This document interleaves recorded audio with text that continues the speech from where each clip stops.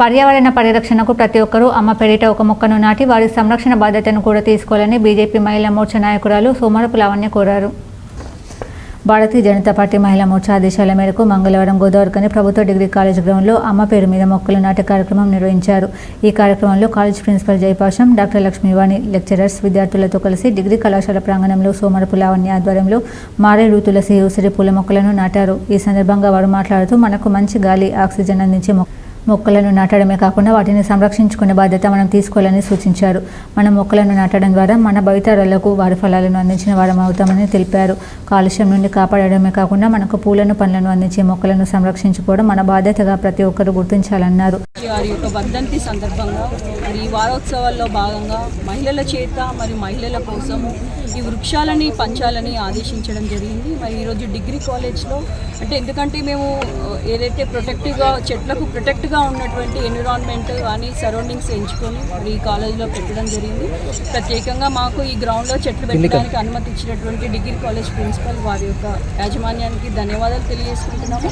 కాబట్టి మరి ప్రతి ఒక్కరు కూడా వారి యొక్క తల్లి మీద ఒక వృక్షాన్ని పెట్టి దాన్ని కంటికి రెప్పలా కాపాడాలని కోరుకుంటున్నాను. ఎందుకంటే వృక్షో రక్షతి రక్షత, వృక్షాలను మనం రక్షిస్తే రేపు మన రాబోయే తరాలని మనల్ని రక్షిస్తాయి. కాబట్టి ప్రతి ఒక్కరం కేవలం నామకే వాసే చెట్టుని రోడ్ల మీద పెట్టి వదిలేయకుండా దాన్ని అమ్మలాగా దాన్ని మనం సంరక్షించుకోవాల్సిన బాధ్యత ప్రతి ఒక్క పౌరుని మీద ఉంది.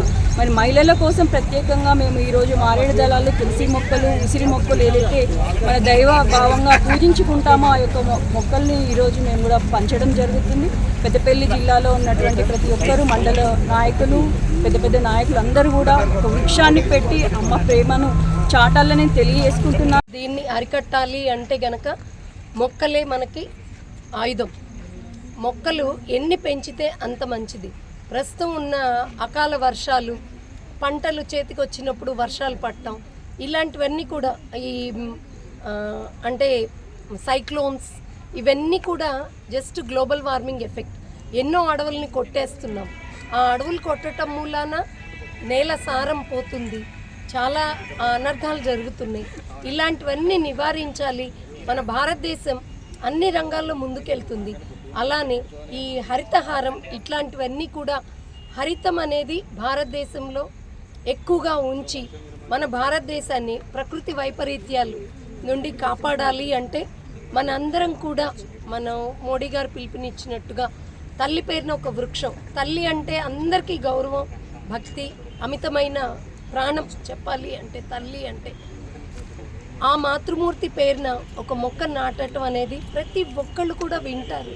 అలా చేస్తే ఎన్నో లక్షల మొక్కలు పెరుగుతాయి.